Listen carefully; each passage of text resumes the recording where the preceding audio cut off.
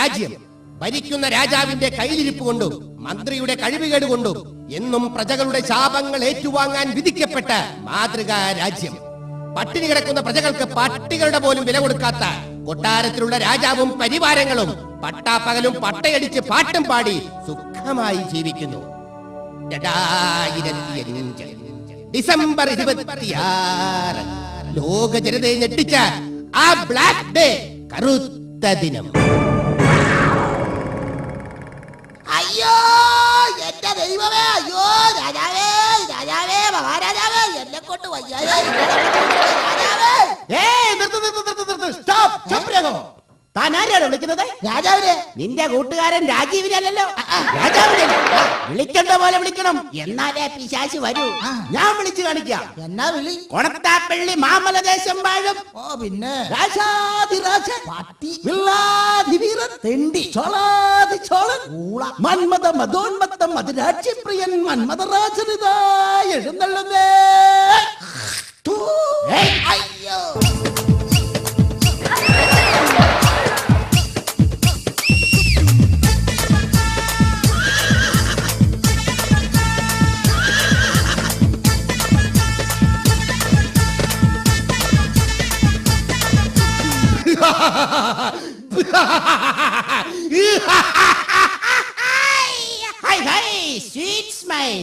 എന്ന് വെച്ചാൽ പൊട്ടൻ പൊട്ടുവെള്ളരി കണ്ടതുപോലെ. Sorry for the distribution. മജാങ്ങാരാവേ, എന്ത് മഹാരാജാവേ, അങ്ങ് പുറത്തു നടക്കുന്ന ബഹളങ്ങൾ വന്നത് കേട്ടോ? ഇല്ല, നാം ഒന്നും കേട്ടില്ല. നാം പള്ളിക്കക്കൂസിലായിരുന്നു. അതിനകത്തെ ബഹളം കാരണം പുറത്തെ ബഹളമൊന്നും കേൾക്കാൻ കഴിഞ്ഞില്ല. എന്റെ മഹാരാജാവേ, അല്ല മഹാരാജാവേ, സുനാമി വന്നു, സുനാമി. മന്ത്രി ഇവിടെ വരൂ. എന്തിടങ്ങാതി? എന്താണ് പ്രഭു? എന്തിനാണോ അവളോട് ഇപ്പൊ കെട്ടിയെടുക്കാൻ പറഞ്ഞത്? രാത്രി രാജ്ഞി ഉറങ്ങിയതിനു ശേഷം വരാൻ പറയൂ. കാമഭ്രാന്തൻ, അല്ല മഹാഭ്രാന്തൻ. സുനാമി എന്ന് പറഞ്ഞാൽ പഴയ പറ്റിപ്പടിക്കാരി സൗദാമിയുടെ അനീതി അല്ല, പിന്നെ പൊങ്ങുന്നേ. എന്ത്? അല്ല പൊന്നെ അങ്ങുന്നേ. നിർത്തു. കടലിളകി വന്നോ? ബാക്കിയുള്ളവന്റെ കൊടലളിയിരിക്കുമ്പോഴാണ് അവന്റെ കടലിളക്കം. മഹാമന്ത്രി, ഇന്നലെ പള്ളി ചിക്കൻ വെച്ച പാചകക്കാരൻ ആരാണ്? പണ്ടാരി കേശവൻ. അവനെ പണ്ടാറടങ്ങി പോകും. അനങ്ങുന്നേ. എന്ത്? അല്ല അങ്ങുന്നേ. സുനാമി തിരമാലകൾ അടിച്ച് കടപ്പുറത്തെ മുഴുവൻ വീടുകളും പ്രജകളും ഒലിച്ചുപോയി. ഈശ്വര,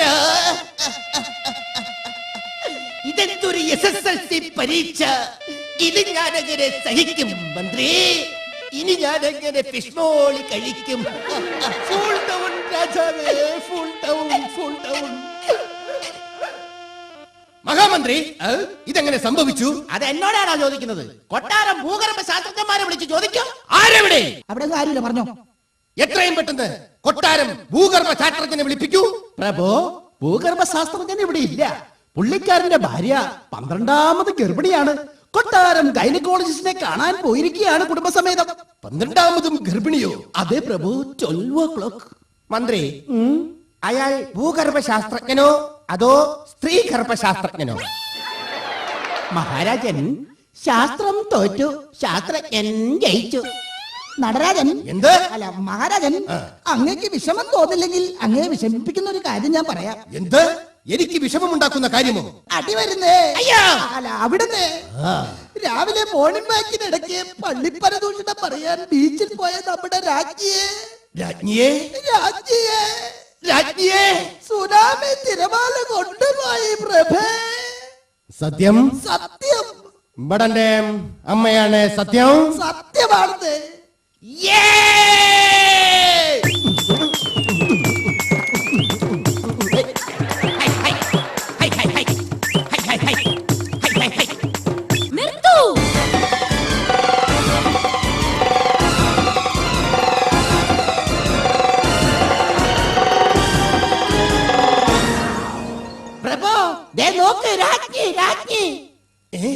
അപ്പോൾ രാജ്ഞി ഭരിച്ചില്ലേ? നിന്നെ സുനാമി തിരമാലകൾ കൊണ്ടുപോയി എന്ന് പറഞ്ഞിട്ട് നീ പോയില്ലേ? വാടാ, ഇവിടെ വാടാ. എന്താടാ? അയ്യോ അയ്യോ അയ്യോ അയ്യോ. മേലാ രാജ്ഞി കത്തെന്നും പറഞ്ഞ് എന്നെ കൊതിപ്പിക്കരുത്. റോജൻ, രാജൻ, അതിന് ഞാൻ അറിഞ്ഞോ ഈ സാധനത്തിന് കടൽ സ്രാവിന് പോലും വേണ്ടെന്ന്? മഹാപ്രാണി, മഹാറാണി, എങ്ങനെയാണ് ഈ കടൽ വെള്ളത്തിൽ നിന്നും രക്ഷപ്പെട്ടത്? ഞാൻ ആ കടൽ വെള്ളത്തിൽ മുങ്ങി പൊങ്ങുന്നത് കണ്ടപ്പോൾ വെറുതെ ഇരിക്കുന്ന കടമറ്റത്ത് കർത്തനാർ അച്ഛൻ വാഴയിലയിൽ വന്ന് എന്നെ രക്ഷപ്പെടുത്തി. എന്റെ കടമറ്റത്ത് കത്തനാരച്ച, സീരിയൽ നിർത്തിയിട്ടും നിർത്താറായില്ലേ താങ്കളുടെ ക്രൂര കൃത്യങ്ങൾ?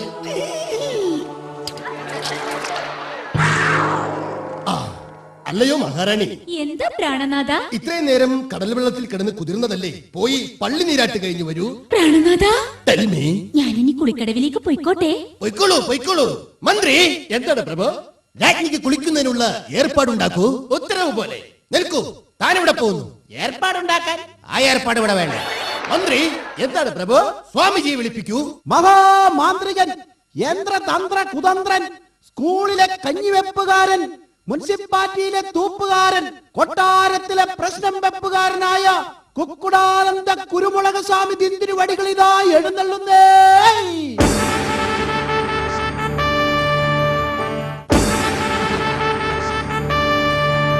ചക്രവർത്തി തിരുമനസിന് പ്രമാണം. നമ്മുടെ രാജ്യം പ്രകൃതി ഷോറൂം മൂലം നശിച്ചുകൊണ്ടിരിക്കുകയാണ്. ചോറുമോ ചോമോ അല്ലേ? ഞാനൊന്ന് ഇംഗ്ലീഷിൽ പറഞ്ഞതേ ഉള്ളൂ. തെറ്റാണെങ്കിലും താൻ തിരുത്താൻ നിൽക്കണ്ട, വെളിവില്ലാത്ത വർഗമാണ്. മഹാരാജൻ, എന്തുകൊണ്ടായിരിക്കും നമ്മുടെ നാട്ടിൽ ഈ പ്രകൃതിക്ഷോഭം ഉണ്ടാകുന്നത്? എടോ മന്ത്രി, എന്താണ് ചെയ്താനെ? എന്ത്? അല്ല സുൽത്താനെ, ഇതറിയാൻ വേണ്ടിയല്ലോ നമ്മൾ ഇയാളെ വിളിപ്പിച്ചത്. അതറിയാനല്ലേ തന്നെ വിളിപ്പിച്ചത്? ഓ, ഞാനതങ്ങ് മറന്നു. മഹാഭ്രാന്തൻ, ഞാൻ എന്താണ് ഇപ്പോൾ ചെയ്യേണ്ടത്? കബഡി നിരത്തു.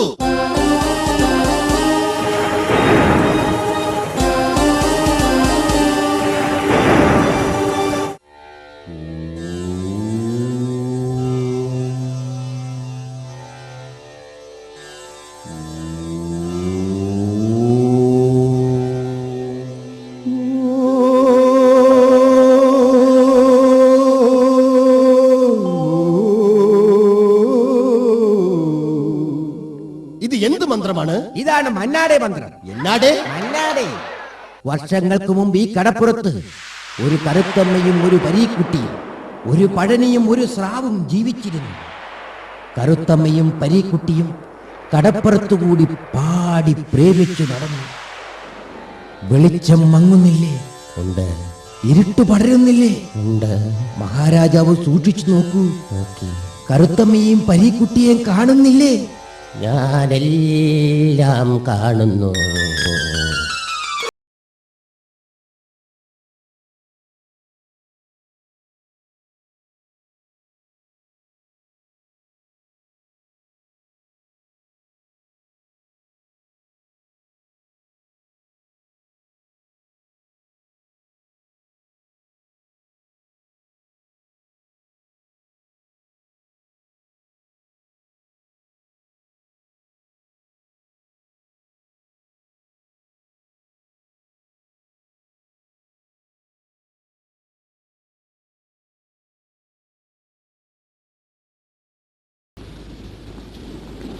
ഇതുവരെ നാം ഒരുമിച്ചായിരുന്നു.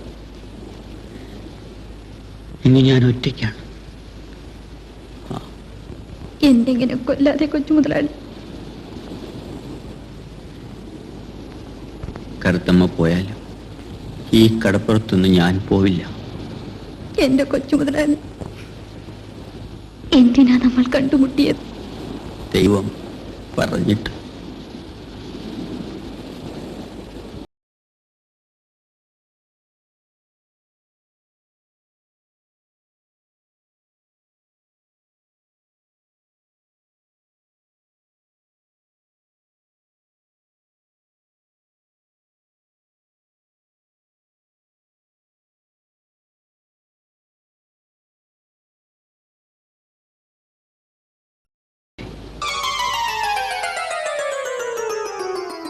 ആ കരുത്തമ്മയും പരീക്കുട്ടിയെ ഒന്നാകാൻ ആ കടപ്പുറംകാരെ സമ്മതിച്ചില്ല.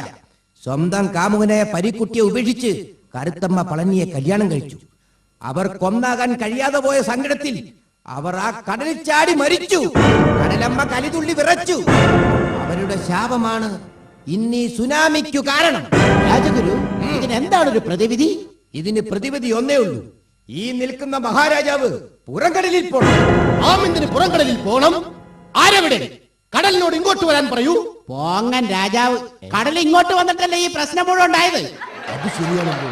അതുകൊണ്ട് രാജാവ് നടുക്കടലിൽ പോയി ഒരു കൊമ്പൻ സ്രാവിന് ഏലസ് കെട്ടിക്കൊടുക്കണം. പിന്നെ നടുക്കടലിൽ 2 വർഷം തപസ്സിരിക്കണം. ഇല്ല ഇല്ല, സാധ്യമല്ല. രാജ്ഞിയെ പിരിഞ്ഞ് ഒരു നിമിഷം പോലും എനിക്കിരിക്കാനാകില്ല ഗുരു, എനിക്കിരിക്കാനാകില്ല.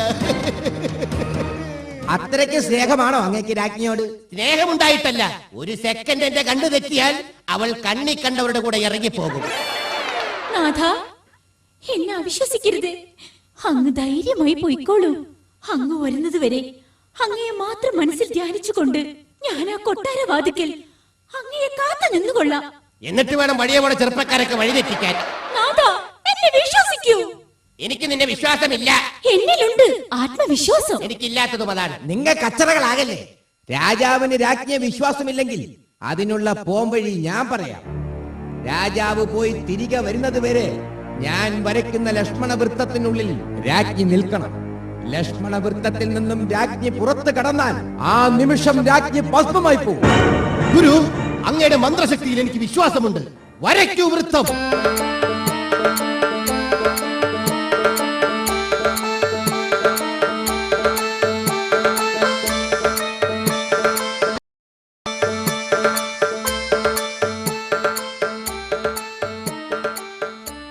രാജഗുരു, ഞാൻ പുറപ്പെടുകയാണ്. അനുഗ്രഹിച്ചാലും. പ്രിയതമേ, കാറ്റും കോളും നിറഞ്ഞ കടലാണ്. കാറ്റ് പോകാതിരിക്കാൻ എനിക്ക് വേണ്ടി പ്രാർത്ഥിക്കണമേ. നാഥ, അങ്ങ് പോയി വന്നാലും ഒരിക്കലും അങ്ങയുടെ കാറ്റ് പോവില്ല. പോയി വരൂ മഹാരാജൻ. ആയുഷ്മാൻ ഭവ.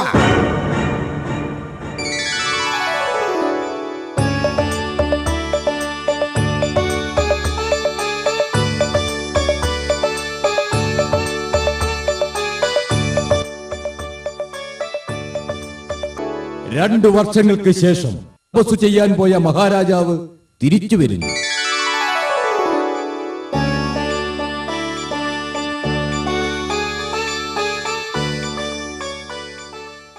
റാണി, റാണി, മഹാറാണി, ഞാൻ തപസ് കഴിഞ്ഞ് വന്നു റാണി. ഞാൻ കൊമ്പന്റെ അരയിൽ ഏലസ് കെട്ടി റാണി. എന്ത്? റാണി ഇപ്പോഴും ലക്ഷ്മണ വൃത്തത്തിനകത്ത് തന്നെ നിൽക്കുന്നുവോ? ഹോ, ഞാൻ എന്റെ റാണിയുടെ പാതി വൃത്തത്തെ അവിശ്വസിച്ചു. എനിക്ക് മാപ്പ് തരൂ റാണി, മാപ്പ് തരൂ, എനിക്ക് മാപ്പ് തരൂ. നാഥ,